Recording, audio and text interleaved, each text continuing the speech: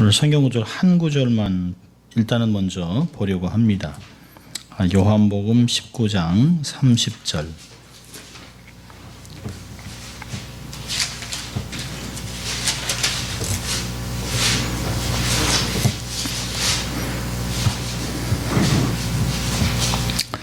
요한복음 19장 30절입니다. 우리 같이 읽습니다. 예수께서 신 포도주를 받으신 후 가라사대 다 이루었다 하시고 머리를 숙이시고 영원히 돌아가시니라. 아멘.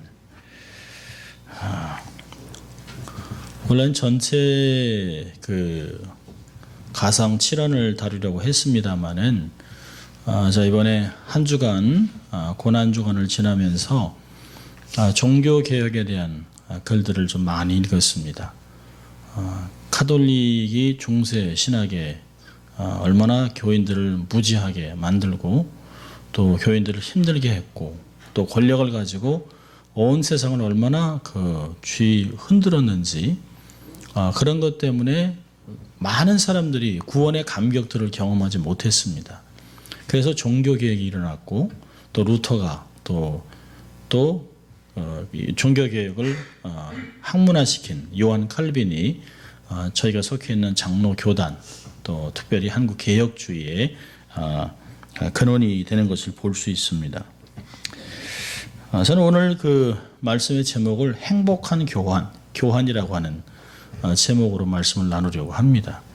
원래 루터는 이 성금요일을 성찬을 받기에 가장 좋은 날 그리고 주님이 주신 은총을 가장 정확하게 기억할 수 있는 날, 우리의 죽음과 영생이 바뀌는, 그래서 행복한 교환이라고 하는 신학들을 만들어냈습니다. 스위스의 개혁주의 신학자가 한국 교회를 방문했습니다. 그리고 여러 교회를 봤어요. 여의도 순복음교회, 여러 가지 큰 교회들, 아주 대형 교회들, 어마어마한 교회들. 교회 목회자들 또 교회 장로님들이 앞다퉈서 최고의 의전을 해서 설명했습니다. 이 대리석은 이태리에서 가져온 것이고 저 파이프 오르간은 150만 불을 주고 산 것이고 이 장의자는 하나에 10,000불씩 이런 얘기를 막 했습니다.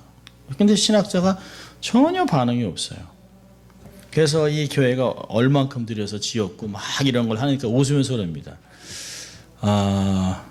이태리에는 300년 동안 지은 성당도 있어요. 그러니까 그런 건 아무 의미가 없다는 거예요. 그러니까 아무리 좋은 것들을 설명을 해도 신학자는 전혀 반응하지 않았습니다. 그리고 고난주간을 이렇게 지나고 난 후에 그리고 부활절을 맞이하고 예배를 드리고 설교도 하고 그리고 그분은 떠나면서 한국 교회에 대한 코멘트를 몇 가지 했습니다. 제가 기억하는 내용들인데요. 첫째는 한국 교회는 십자가의 고난에 대해서 깊은 묵상과 또 십자가 고난에 동참하고 금식도 하는데 마치 부활이 없는 것 같이 신앙생활을 한다. 의미 있는 이야기입니다, 사실은.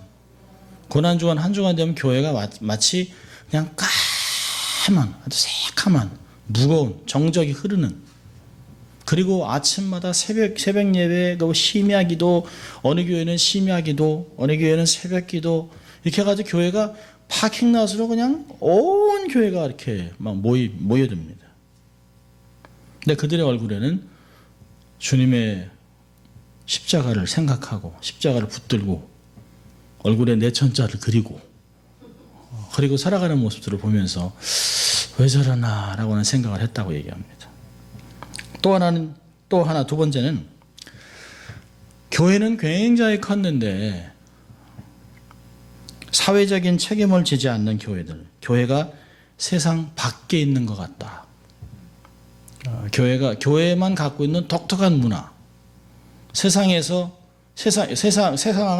완전히 다른 문화를 세상에 있는 사람들이 교회 가면 완전히 새로 느끼는, 그리고 또 들어가면 너무 의리의리해가지고 이 비싼 것들 이러고 있다는 것이에요. 세 번째는 의미심장한 이야기입니다. 교회가 세상에서 권력을 행사하고 중앙 무대에 서기를 요구하고 주장하고 있다. 섬김이 없는 왕 같은 교회, 중세교회와 별다름이 없는 한국교회. 그리고서 생각해 볼 내용입니다 라고 얘기하고 그는 떠났습니다. 그가 섬기는 스위스에 있는 아주 작은 교회는 교회가 굉장히 오래됐죠. 천년이 된 교회이기도 하고, 또 어떤 때는 어느 곳은 800년, 어떤 곳은 500년, 400년, 아주 굉장한 교회인데 아주 심플한, 또 교인이 그렇게 막 수천 명씩 모이는 교회는 아니지만 세상을 주도하는, 세상을 섬기고 세상에 영향력을 끼치는 그런 교회들이 있다라고 이야기를 했습니다. 우리 마음에 좀 새겨놓을 그런 내용들입니다. 오늘은 성금요일. 사실 그 Saint Friday라고 안 그러잖아요, 그렇죠? Suffering Friday, 뭐 Difficult Friday, 이게 힘든 금요일 이렇게 얘기 안 하거든요. Good Friday에 의미가 있습니다. 그거를 좀 신학적으로 좀 설명을 해드리려고 합니다.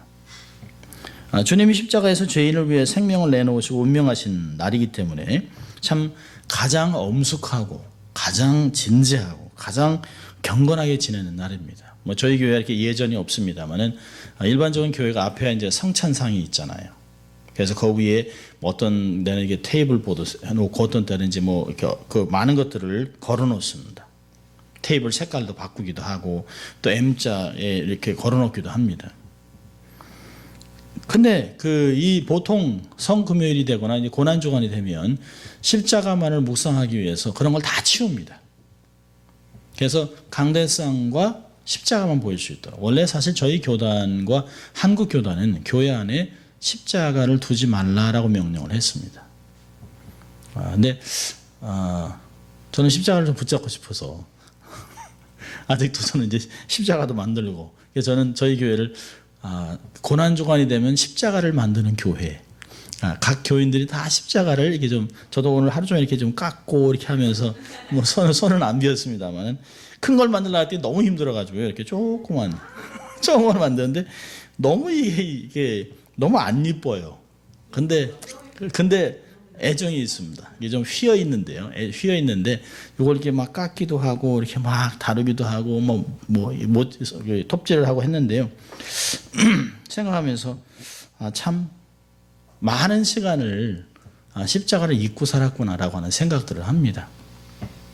그래서 매년 가능하면 교인들이 좀 십자가를 이렇게 좀 만들어서 집에 걸어도 좋고 아니면 교회 한적벽에다 쭉 우리가 만든 십자가를 이렇게 좀 쭉 걸어놔도 좋을 것 같아요. 이렇게 십자가를 생각할 수 있는 그런 교회가 되면 좋겠어요.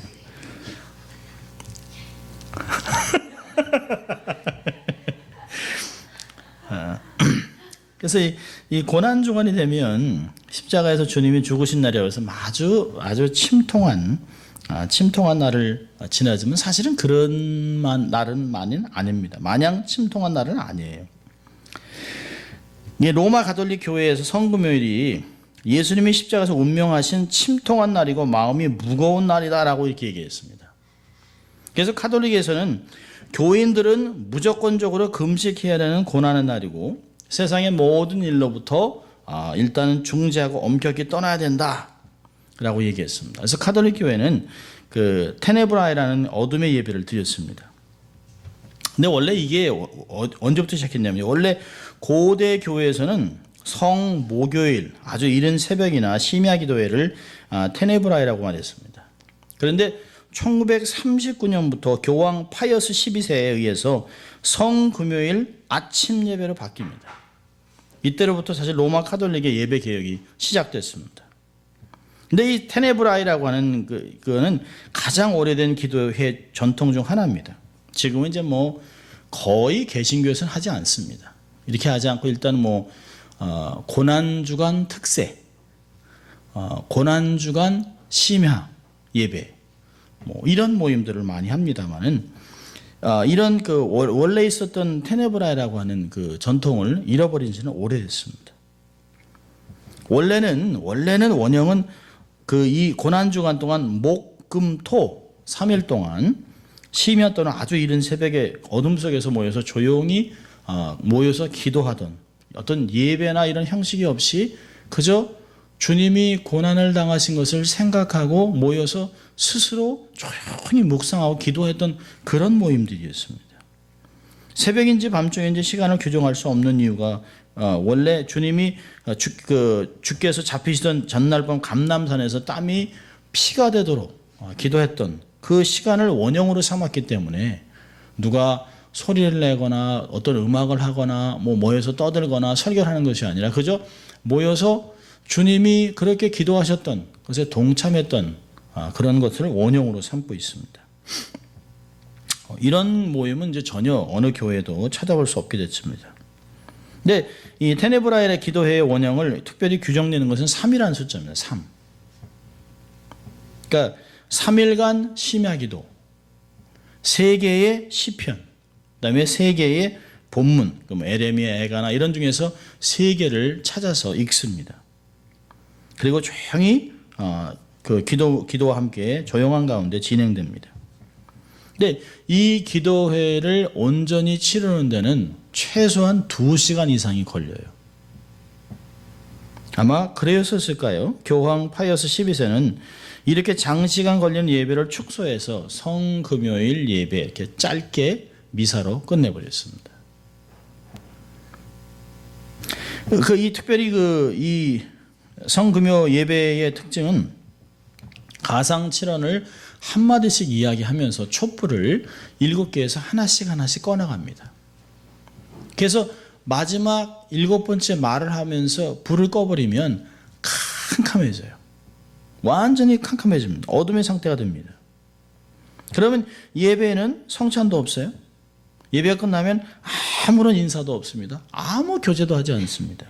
어둠 속에서 모임이 그냥 끝나요. 그 이유는 주님이 죽은 침통한 날이기 때문에, 무거운 날이기 때문에 인사도 안 하고 조용히 흩어집니다.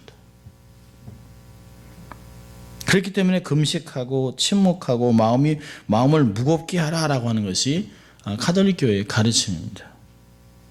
물론 지금은 로마 교회의 전통을 따르는 교회는 거의 없습니다. 성공회도 그렇고, 그러나 이제 일부 루터교 안에서 특별히 이제 루터교는 2개 있는데 스위스냐 저르머니냐, 스위스냐 독일이냐 루터교 2개가 나누는데 특별히 개혁주의를 더 따르는 루터교인 스위스에 있는 루터교회는 완전히 다른 양상의 성금요 예배를 지냅니다.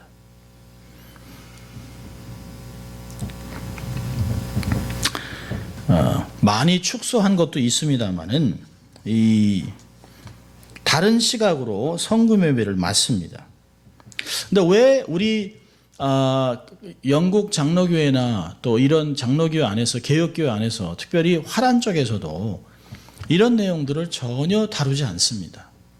특별히 아주 소수만 금요 예배를 굿 프라이데이, 아주 행복한 또 기쁨 있는 그런 시간으로 보내는 것들을 좀 보게 됩니다.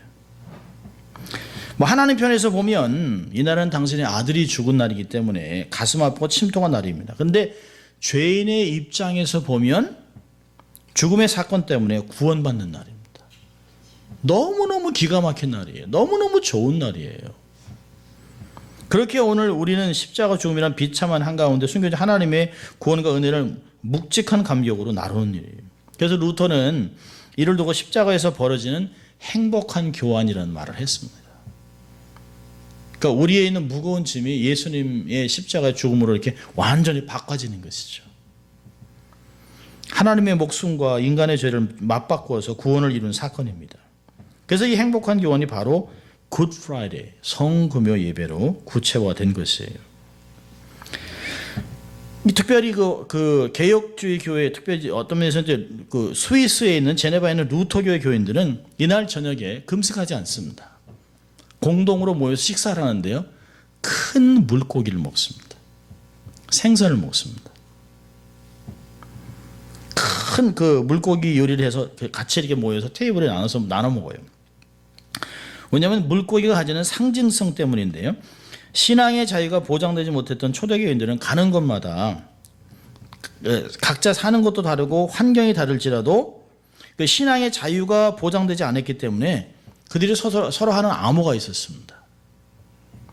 그러니까 물고기를 얘기하는 거죠. 한 사람이 이렇게 얘기하면 반대쪽에서는 이렇게 그리고, 바닥에도 그리면 누가 그리고, 또 어느 곳에 가면 집에 물고기 마크가 있으면 아, 여기는 기독교인이구나. 저희가 이번에 그 예루살렘에 갔을 때도 그 베들레헴 지역, 특별히 이제 그 서안 지구 웨스트뱅크 안에는 거의 70% 80% 이상이 다 이슬람들입니다. 근데 그 사실은 이렇게 장벽이 쌓여지기 전에는 이슬람교도하고 크리스천들하고 잘 지냈어요. 그래서 크리스천들은 자기 집에 이렇게 십자가를 마크해 놉니다. 근데 지금은 너무 이슬람살이 과격해지니까 십자가를 지웁니다. 그리고 자꾸 이사를 나가요. 요르단으로 다 이제 자꾸 나갑니다. 그럼 그렇게 되면 결국은 서안 지구는 100% 가자 지구 같이 100% 무슬림 지역으로 바뀔지도 몰라요. 근데 이 물고기라고 하는 단어, 익투스라고 하는 단어는 가끔 보면 이렇게 헬라 단어로 이렇게 십자가에 익투스라고 쓰여 있는 게 있을 거예요. 이게 뭐냐면 I는 그 예수, 또 그리스도, 테오 하나님, 후요 선, 소텔 세이비어. 그래서 Jesus Christ, Son of God, Savior. 예수 그리스도 하나님의 아들 구원자. 그런 뜻이 그 익투스라고 하는 그 피시가 갖고 있는 그 에크로님입니다. 약자예요. 원래 물고기는 익투스인데요. 그걸 그렇게 약자로 만든 것이에요. 그래서 이 루터교회에서는 이 전통을 성금요일에 다시 기억하면서 공동 식사 메뉴로 큰 생선을 내놓습니다. 그러면서 그 생선을 먹으면서 그 안에 있는 미닝들을 생각하는 거죠. 예수, 기름 부은 자, 메시아는 하나님의 아들, 우리의 구원자. 그런 의도를 가지고 생선을 먹고 그 예수님 때문에 우리가 한 교회의 한 가족이 되었다. 내세에 소망이 있다. 세상에 어떤 일이 있어도 우리는 변하지 않는 예수 그리스도의 보혈로 우리가 한 가족이 되었기 때문에 서로를 사랑하고 서로를 섬기고 세상에 이 아름다운 세상을 사랑을 전해야 됩니다라고는 의도로 공동 식사를 합니다. 그러면서 가슴에 새기는 거죠. 내가 섬겨야 될 사람, 내가 사랑해야 될 사람, 예수님 때문에 우리가 만난 아름다운 교제를 나누게 되는 것을 볼 수 있습니다. 이런 그 루터교의 전통은 분명 금식을 강조했던 로마교의 전통과는 완전히 다릅니다. 특별히 고난을 강조하는 한국 개신교회하고도 아주 다르죠. 고난을 강조하는 한국교회, 또 그 고난을 강조하고 사실 뭐 저도 벨리에 있을 때는 뭐 한 주간 금식도 해보고 또 기운이 없어서 문을 잡고 이렇게 그런 적도 있고 뭐 금요일 하루만 금식을 하고 뭐 이랬습니다. 그러면서 교인들한테 금식을 할 수 없는 사람들은 괜찮습니다. 그러나 한 끼라도 금식을 합시다. 이렇게 해서 금식을 매우 강조를 해왔었습니다. 그러면서 제 마음 안에 꼭 이렇게 해야 되나?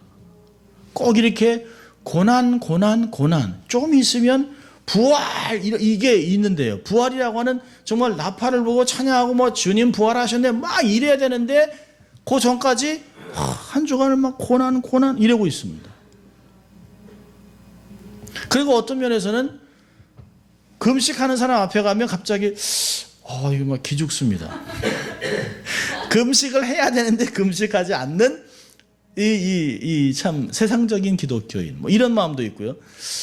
나는 금식을 하지 못하는 뭐 이런 그 이유를 대는 그래서 참 안타까움도 있었습니다. 그러니까 자유함이 없어요. 신앙생활 하면서도 뭔가 어떤 형식에 묶여 있고 또 이제까지 해온 전통이 우리를 아주 딱 묶고 있습니다. 그러니까 고난주간 그러면 고난 이름 자체가 고난주간이니까 고난 그리고 성금요일은 정말 고난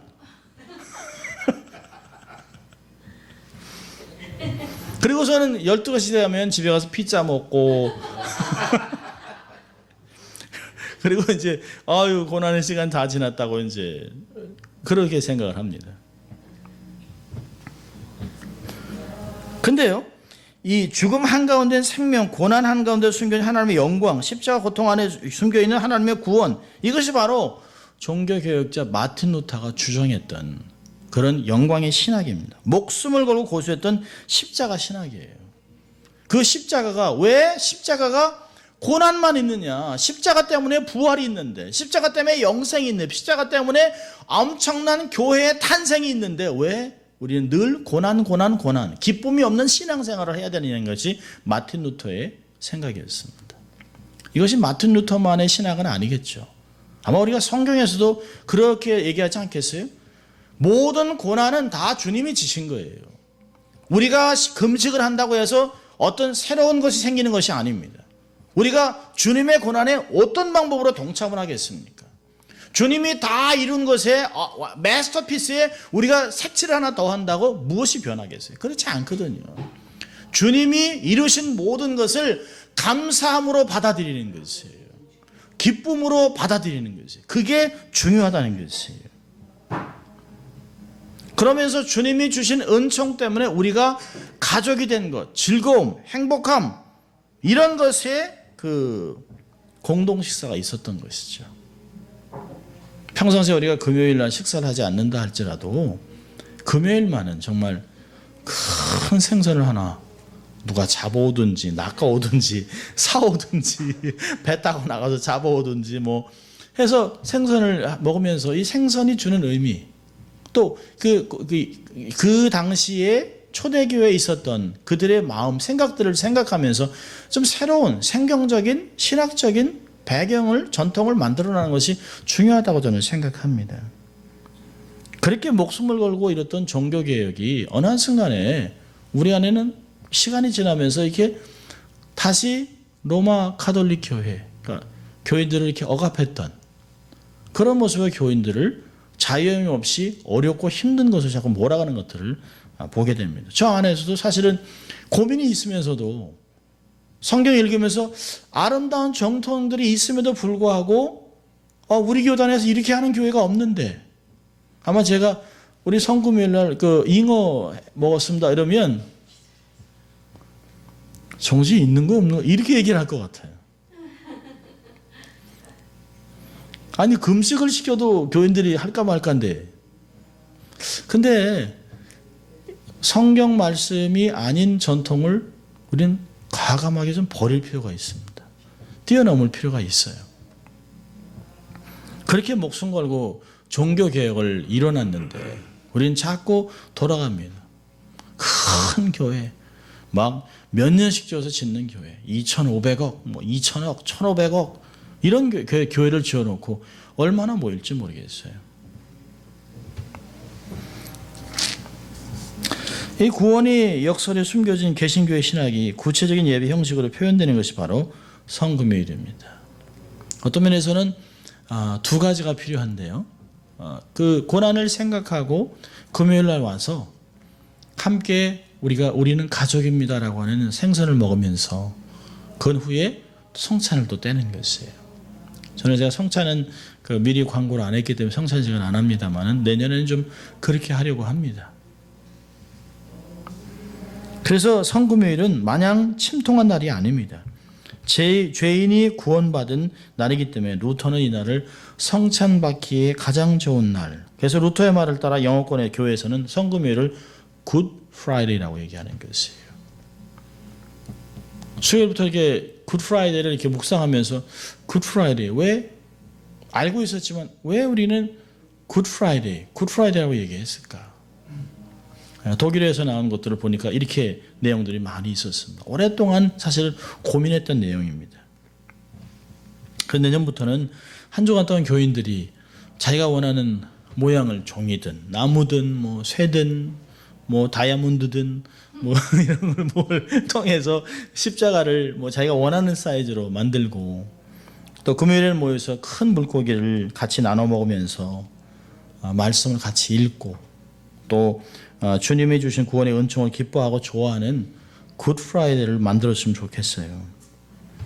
주님이 우리 인간의 본질적인 고민, 스스로 해결할 수 없는 죄의 문제와 그 결과로 죽음이라는 것을 단번에 십자가에서 해결하셨는데 우리는 그거에 더할 수도 없어요. 뺄 수도 없어요. 주님이 다 이루셨어요. 그래서 다 이루었다라고 얘기하잖아요. 요한복음 오늘 본문에서는 다 이루었다. 그래서 우리는 구원, 자유, 영생, 내세를 꿈꾸며 살아가는 하나님 나라의 백성이 된 것입니다. 할렐루야. 얼마나 감사해요. 복되고 즐거운 시간이 성금요일인데요. 오랫동안 사실은 고민을 했었어요. 이 생각을 하면서 이게 계속 전통적으로 이게 내려오는데 우리는 늘 이렇게 어둡고 침울한 상태에서 이렇게 해야 되나? 그리고선 지나고 나면 토요일부터는 완전히 새로운 부활을 준비하고 막 즐겁고 막 만찬을 준비하고 막 그러잖아요. 마치 한 주간 못 먹은 걸 그냥 다 땡겨서 먹으려고 하는 그런 만찬을 준비하는 마음도 사실 있습니다. 자, 오늘은 마틴 루터도 그랬습니다만 그 스위스 개혁교회에서 셀렉트한 성경구절 세 군데를 좀 같이 보려고 합니다. 자, 첫 번째로는요, 이사야서 52장. 이사야서 52장입니다. 이사야서 52장 13절부터 53장 전체입니다. 이 본문은 이사야에서 나오는 네 편의 고난의 종의 노래, 종의 노래죠. 가운데 가장 길고 잘 알려진 예언입니다. 특별히 이사야 53장은 유대인들은 가능하면 피해 나가는 그런 성경 구절입니다. 근데 이사야 53장은 읽으면 읽을수록 이 안에서 예수 그리스도의 구속의 은총이 얼마나 자세히 나와 있는지 몰라요. 그러니까 이 초대교회는 이 예언이 바로 죄인을 구원하기 위해 고난을 감수하신 십자가 예수를 대망하는 것을 믿었어요. 그러니까 이 오늘 우리가 읽는 이 이사야서 52장 13절부터 53장 12절까지는 이게 두 부분을 나누는데요. 앞부분은 종이 감당해야 될 고난에 대한 것이지만 뒷부분인 53장 10절부터 12절까지는 죽었던 종의 회복과 평강에 대한 소망의 메시지입니다. 그래서 아주 대조적인 이 두 구조는 주님의 십자가의 죽으심과 부활에 대한 우리의 소망과 맞닿아 있습니다. 얼마나 중요한 내용인지 몰라요. 자, 이사야 52장 13절. 제목을 보면 고난받는 종 이렇게 제목이 있죠. 그래서 한 절씩 우리가 좀 이렇게 교독하면 좋겠습니다. 이사야 52장 13절부터 53장 전체입니다. 제가 먼저 읽습니다. 여호와께서 가라사대 보라 내 종이 형통하리니 받들어 높이 들려서 지극히 존귀하게 되리라.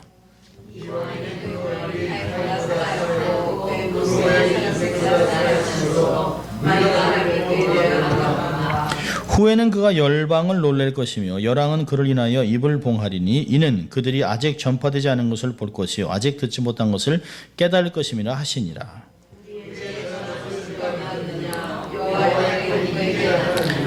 그는 주 앞에서 자라나기를 연한 순 같고 마른 땅에서 나온 줄기 같아서 고운 모양도 없고 풍채도 없은즉 우리의 보기에 흠모할 만한 아름다운 것이 없도다.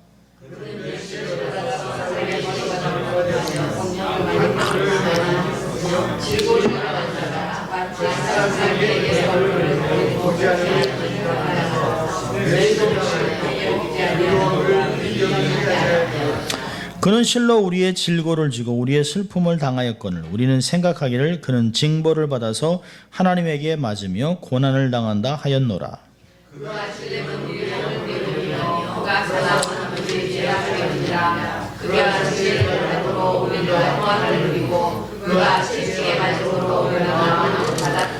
우리는 다 양 같아서 그릇 행하여 각기 제 길로 갔거늘 여호와께서는 우리의 무리의 죄와 죄악을 그에게 담당시키셨도다.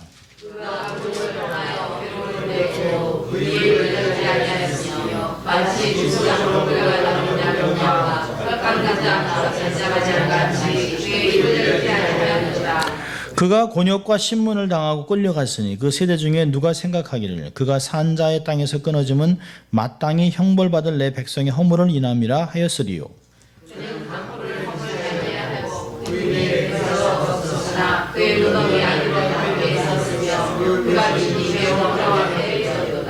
여호와께서 그로 상함을 받게 하시기를 원하사 질고를 당케 하셨은즉 그 영혼을 석군제물로 드리게 이르면 그가 그 씨를 보게 되며 그날은 길 것이요 또 그의 손으로 여호와의 뜻을 성취하리로다.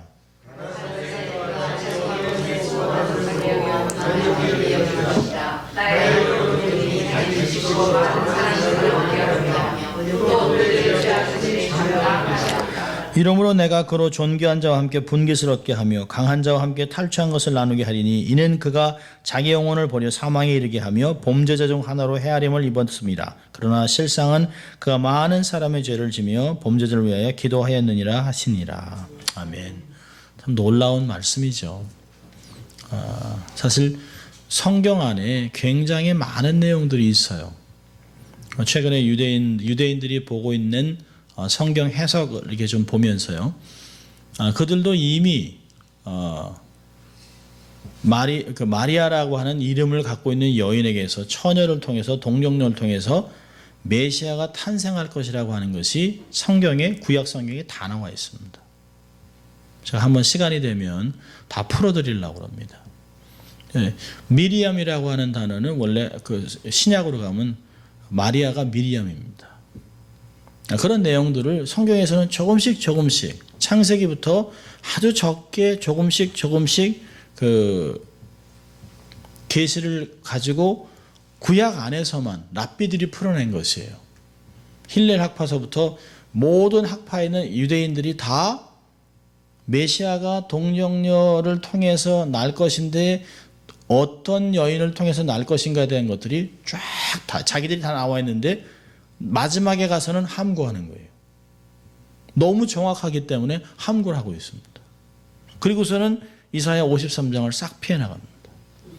1년 동안 읽는 그 파라샤라고 하는 그 토라 읽기가 있어요. 토라 읽기 보면 토라 읽기를 통해서 처음부터 그 천지창조부터 쭉 나갑니다만은 이사야 53장이 되면 싹 빠져나가. 이걸 못 읽게 하는데 놀라운 것은요. 이사야 53장을 재해석하면서 많은 랍비들이 예수님께 돌아옵니다. 어메이징한 거죠. 주님이 정말 마지막 때인 것을 말씀하고 있습니다. 그러니까 우리는 이해하기 힘든 랍비가 푸는 것을 제가 두 번을 봤어요. 두 번을 보고 아래 글을 읽고 하면서 문화적으로 다르기 때문에 쉽게 이해할 수는 없습니다. 신학적인 배경을 갖고 있으면서도 문화적인 배경에서 이렇게 읽어나가는구나. 너무너무 재밌는 내용들이 굉장히 많이 있어요. 그 히브리어 글자를 알아야만 알 수 있는 내용들이 있습니다. 그 글자가 갖고 있는 여인이 임신을 하고 여인이 아이를 낳고 이런 단어들이 그게 있어요. 그 안에. 근데 그것들은 랍비들이 피해 나갑니다. 너무 깊은 의미이기 때문에 빠져나갑니다. 이사야 53장을 우리가 설명하지 않아도 이미 주님이 우리의 구속자가 되는 것, 십자가에서 고난을 당한 것을 우리는 너무 잘 알고 있는 말씀입니다. 자, 우리 또 신약의 두 구절을 보려고 그러는데요. 히브리서 4장입니다. 히브리서 4장 14절.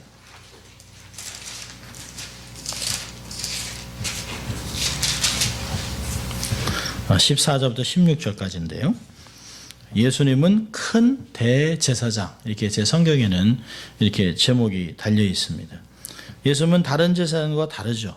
아론의 계열이 아닙니다. 아론의 순서를 따른 제사장이 아니에요. 그분은 하늘로부터 오신 분입니다. 비록 그분은 하나님의 아들이지만 어떤 인간 대제사장보다 우리의 고통과 질고 연약함을 더 가까이서 아시는 분이에요. 그래서 그분은 우리를 도울 수 있는 분입니다. 그분을 신뢰하고 붙드는 것이 참된 축복이라는 것이 히브리서 기자의 이야기입니다. 이 본문을 통해서 우리에게 그렇게 도전하고 있습니다. 히브리서 4장 14절부터 16절까지 우리 한 목소리 우리 같이 합동합니다. 4장 14절부터 16절까지 시작.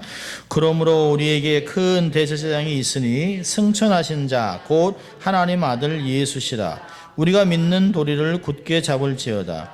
우리에게 있는 대제사장은 우리 연약함을 체휼하지 아니하는 자가 아니요 모든 일에 우리와 한결같이 시험을 받은 자로 돼 죄는 없으시니라. 그러므로 우리가 긍휼하심을 받고 때를 따라 돕는 은혜를 얻기 위하여 은혜의 보좌 앞에 담대히 나갈 것이니라.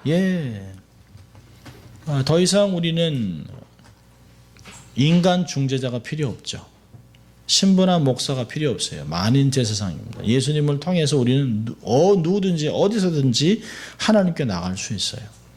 그분이 주시는 은혜와 은총, 긍휼과 은혜를 언제든지 받아낼 수 있습니다. 예수님을 통해서 새롭고 산 길을 열어놨다라고 히브리서 10장은 이야기하고 있습니다. 이분은 인간 대제사장은 매년 사람이 죽으면 또 바뀌지만 영원히 바뀌지 않는 가장 큰 제사장, 대제사장이 예수 그리스도입니다. 히브리서는 이야기하죠. 예수님이 모세보다 뛰어나다. 대제사장 아론보다 뛰어나다. 천사보다 뛰어나다. 이 모든 것들을 우리에게 그렇게 이야기하고 있습니다. 그분이 우리의 연약함을 모르는 분이 아니라는 거죠. 고난을 다 겪으셨어요. 다 알고 있습니다. 그리고 우리의 고난들을 다 아시면서 때를 따라 돕는 은혜를 주세요. 정말 죽을 것 같아요. 인생이 끝난 것 같아요. 막장이에요. 정말 막다른 골목이에요. 정말 이 상태에서 인생이 끝나나?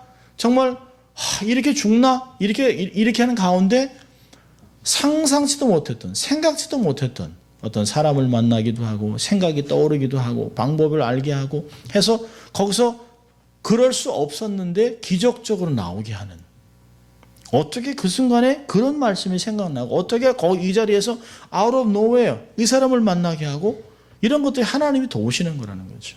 우리는 알 수 없지만 때를 따라 정말 timely grace, 우리 정말 이 시간에 정말 이게 필요했는데 딱 맞아 떨어지는 겁니다. 그건 사람이 할 수 있는 일이 아니죠. 그분이 우리와 함께 하시면서 성령님으로 우리와 함께 하시면서 무소부재하시고 항상 임마누엘 하면서 우리의 삶을 도와주시는 분이라고 성경은 이야기하고 있습니다. 그러니까 그분한테 날마다 가까이 나가고 날마다 찾아가고 날마다 기도하면서 그분의 임재 앞에서 긍휼과 은혜를 받아라라고 이야기하고 있는 것입니다. 만약에 주님이 십자가에서 이런 구속사역을 이루지 않으셨다면 이런 분은 없죠.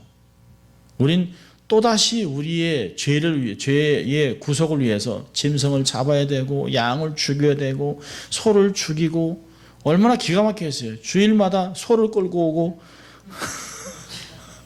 예배 드릴 때마다 사람들마다 비교하지 않겠어요? 아휴, 저 사람 뭔 죄를 졌길래 저를 큰 짐승을 끌고 오나. 어떤 사람은 조그만 가난하니까 비둘기 가져오죠. 어떤 사람은 염소, 그다음에 양, 어떤 사람은 소, 황소. 얼마나 기가 막혔어요. 목회자들은 그냥 그걸 잡기 위해서 각을 뜨고 그냥 피가 튀기고 피 냄새가 진동할 거 아니에요. 그런 걸 다 해결하신, 더 이상 그럴 수 없이 한 번에 끝난 어떤 그 젊은 청년이 텐트 이제 미팅이 있고 있어서 텐트 부흥이 있었습니다. 옛날 1900년도 때겠죠. early 20th century에 이제 영국에서 큰 텐트 미팅을 했어요. 막 말씀을 선포하고 목사님이 다 끝난 후에 이제 스태프들이 다 이제 텐트를 다 접었습니다. 접고 있는데 어떤 청년이 와서 목사님 어떻게 해야 내가 구원을 받을 수 있겠습니까? 그러니까 목사님이 이게 너무 늦은 질문이라 그랬습니다. 그러니까 이 청년이 너무 놀랐어요. 그럼 난 구원 못 받나요? 그러니까 아니, 이미 오래전에 다 끝난 거야. 그 질문은 다 2000년 전에 다 끝나. 그 질문에 대한 답도 다 하셨고 예수님이 어떻게 하면 구원받는가? 그에서 답을 이미 다 이루셨는데 자네가 해야 될 것은 그분을 그냥 받아들이는 거야. 그럼 구원받는 거야. 뭐 하기 위해서 애쓸 필요가 없는, 그냥 그분에게만 그냥 내 삶의 주인다라고 얘기만 하면 돼. 그 청년이 깜짝 놀라서 무릎을 꿇고 저를 도와달라고 해서 자네가 예수님을 영접하게 기도해서 그 자리에서 예수를 믿고 구원받았다라고 하는, 얼마나 간단한 건지 몰라요. 세상이 너무 간단하기 때문에 그런지도 몰라요. 불교는 어떻습니까? 108번뇌 3000배 3000번 이렇게 절을 하고 그러면 막 무릎이 덜덜 떨린답니다. 근데 3000배를 하고 나면 부처가 눈을 조금 뜬대요. 이렇게. 어떻겠습니까? 그 조각이. 근데 그러고 있단 말이죠. 정환수를 떠놓고 자식들이 막 그 대학에 갈 정도면 용하다는 데 찾아가고 돈을 들여서 부적을 만들고 그러잖아요. 근데 너무 간단하게 하셨어요. 그분이 모두 앞으로 우리가 지을 죄까지 다 해결하시고 우리의 고난을 다 하시고 십자가에서 몽땅 한 번에 끝내셨습니다. 얼마나 멋진지 몰라요. 그 구원의 감격, 그걸 금요일날 경험하는 거예요. It is finished. 끝났다는 거예요. 우리의 구원의 문제는 예수 믿으면 끝난 거예요. 끝난 거예요. 다 이루어진 겁니다. 믿을 수 있길 바랍니다. 자, 세 번째로 요한복음 18장을 보겠습니다. 요한복음 18장. 요한복음 18장. 우리 좀 긴 구절인데요. 요한복음 18장은 주님이 잡히신 내용입니다. 18장과 19장 전체를 보면 두 장은 참 길어요. 굉장히 긴데요. 근데 6월절 저녁 예수님이 제자들과 최후의 만찬과 세족식을 마친 후에 겟세마네 동산에 올라가서, 사실 겟세마네 동산은 아닙니다. 그냥 겟세마네인데 땀이 피가 되도록 기도하십니다. 근데 제자들은 굴굴 자요. 그러니까 주님이 기도 후에 그것에 내려오셔서 이제 가룟 유다의 밀고로 잡히게 됩니다. 그래서 성금요일 교회력 복음서 본문은 요한복음 18장과 19장이에요. 이 말씀은 바로 잡히는 날 밤으로부터 시작해서 부활 직전까지 상황을 아주 자세하게 묘사하고 있습니다. 좀 긴데요. 우리가 한번 이렇게 좀 같이 읽었으면 좋겠어요. 교독하면서. 굉장히 길어요. 거의 80절인데요. 요한복음 18장과 19장 제가 먼저 읽습니다. 예수께서 이 말씀을 하시고 제자들과 함께 기드론 시내 저편으로 나가시니 거기 동산이 있는데 제자들과 함께 들어가시다.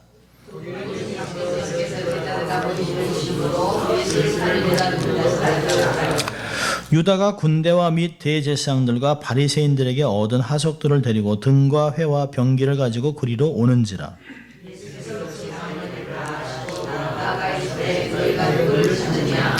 대답하되 나사렛 예수라 하거늘 가라사대 내노라 하시니라. 그를 파는 유다도 저희와 함께 섰더라.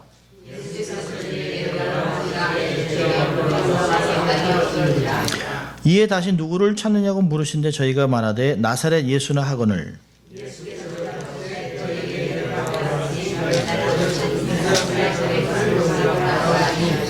이는 아버지께서 내게 주신 자 중에서 하나도 잃지 아니하였사옵나다 하신 말씀을 응하게 하려 함이로라.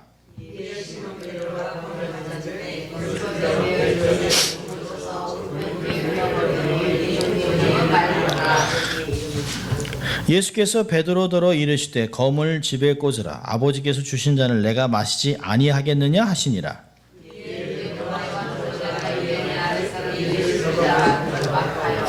먼저 안나스에게로 끌고 가니 안나스는 그 해의 대제사장인 가야바의 장인이라.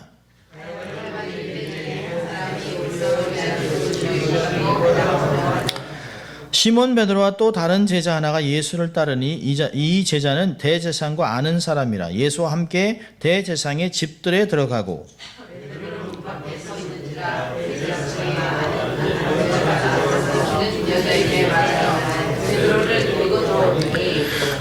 문 지키는 여종이 베드로에게 말하되 너도 이 사람이 제자 중 하나가 아니냐 하니 그가 말하되 나는 아니라 하고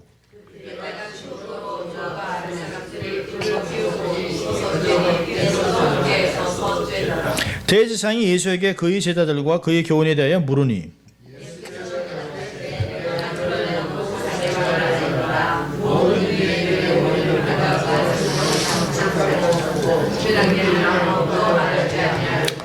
어찌하여 내게 묻느냐. 내가 무슨 말을 하였는지 들은 자들에게 물어보라. 저희가 나의 하던 말을 아느니라.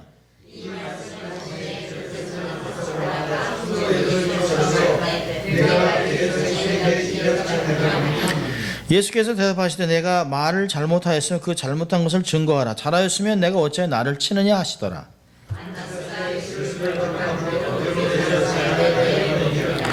시몬 베드로가 서서 불을 쬐더니 사람들이 묻되 너도 그 제자 중 하나가 아니냐. 베드로가 부인하여 가로되 나는 아니라 하니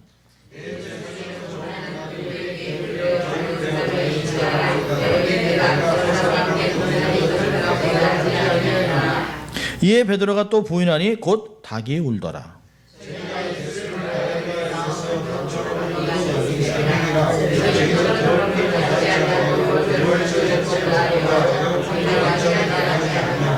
그러므로 빌라도가 밖으로 저에게 나가서 말하되 너희가 무슨 일로 이 사람을 고소하느냐.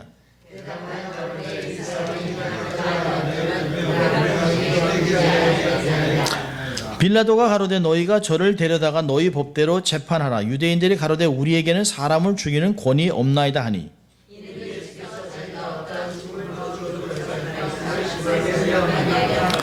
이에 빌라도가 다시 관정에 들어가 예수를 불러 가로되 내가 유대인의 왕이냐.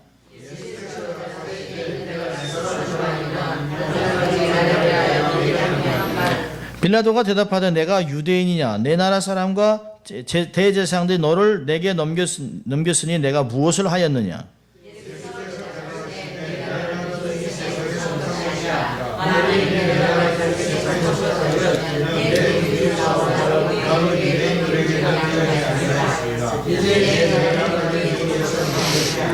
빌라도가 가로되 그러면 내가 왕이 아니냐. 예수께서 대답하시되 내 말과 같이 내가 왕이니라. 내가 이를 위하여 났으며 이를 위하여 세상에 왔나니 곧 진리에 대하여 증거하려 함이로라. 무릇 진리에 속한 자는 내 소리를 듣느니라 하신대.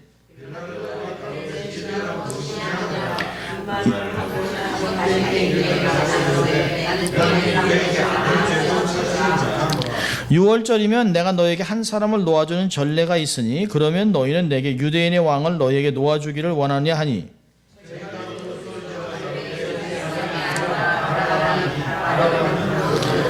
이에 빌라도가 예수를 데려다가 채찍질하더라.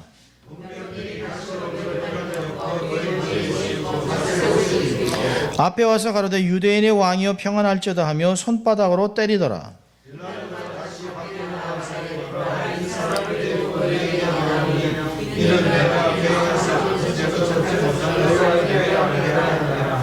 이에 예수께서 가시면류관을 쓰고 자색 옷을 입고 나오시니 빌라도가 저희에게 말하되 보라 이 사람이로다 하며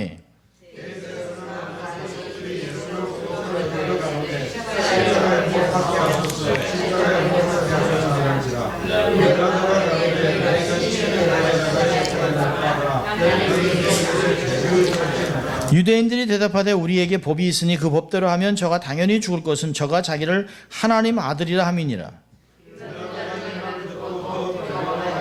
다시 관정에 들어가서 예수께 말하되 너는 어디로 서냐 하되 예수께서 대답하여 주지 아니하시는지라.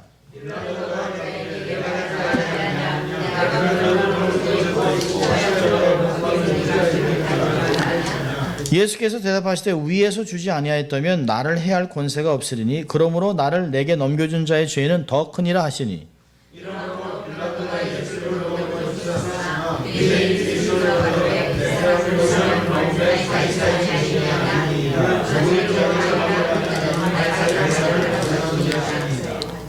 빌라도가 이 말을 듣고 예수를 끌고 나와서 박석 히브리 말로 가바다 하는 곳에서 재판석에 앉았더라.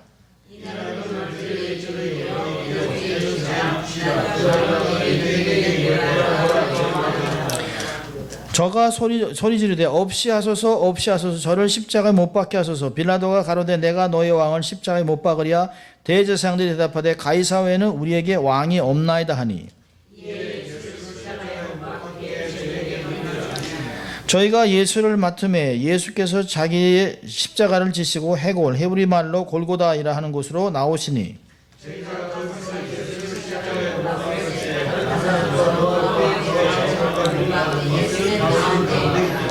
빌라도가 패를 써서 십자가 위에 붙이니 나사렛 예수 유대인의 왕이라 기록되었더라.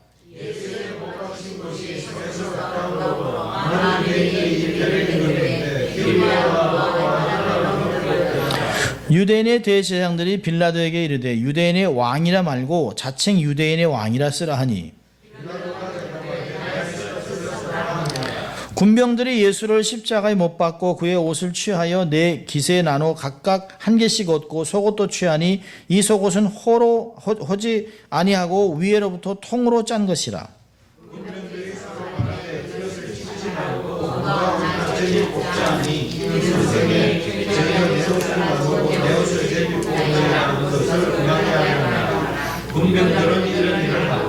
예수의 십자가 곁에는 그 모친과 이모와 골로바의 아내 마리아와 막달라 마리아가 섰는지라.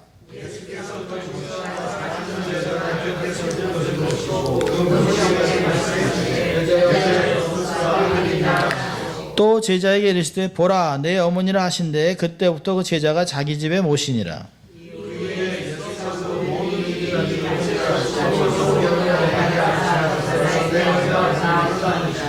거기 신포도주가 가득히 담긴 그릇이 있는지라 사람들이 신포도를 먹으면 해용을 우슬초에 매어 예수의 입에 대니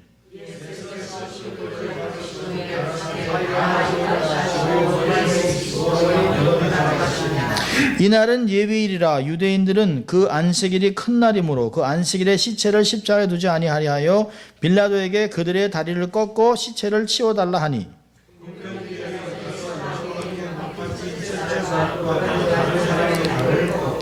예수께 이르러는 이미 죽은 것을 보고 다리를 꺾지 아니하고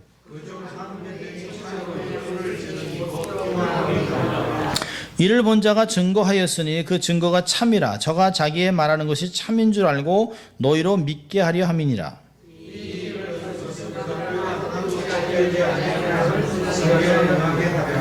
또 다른 성경에 저희가 그 찌른 자를 보리라 하였느니라.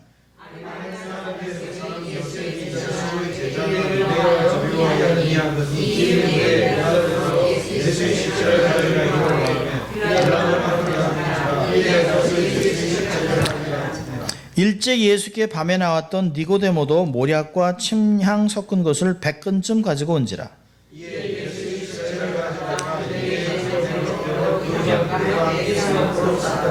예수의 십자가에 못 박히신 곳에 동산이 있고 동산 안에 아직 사람을 장사한 일이 없는 새 무덤이 있는지라. 이날은 유대인의 예비일이요 또 무덤이 가까운 거로 예수를 거기 두시니라. 아멘. 이게 토요일까지의 모든 사실 내용들이죠. 보면 예수님을 얼마나 이들이 두려워했냐면 예수님을 잡으러 몇 명이 왔을까요? 예수님을 잡기 위해서 군대와 및 제사장들과 바리새인들이 얻은 하속들을 데리고 왔습니다. 백부장이 군인까지 왔어요. 그러니까 성전 경찰들이 함께 왔는데요. 300명이 왔습니다. 300명. 예수님을 얼마나 두려워했는가 얘기가 있어요. 엄청난 숫자를 데리고 왔어요.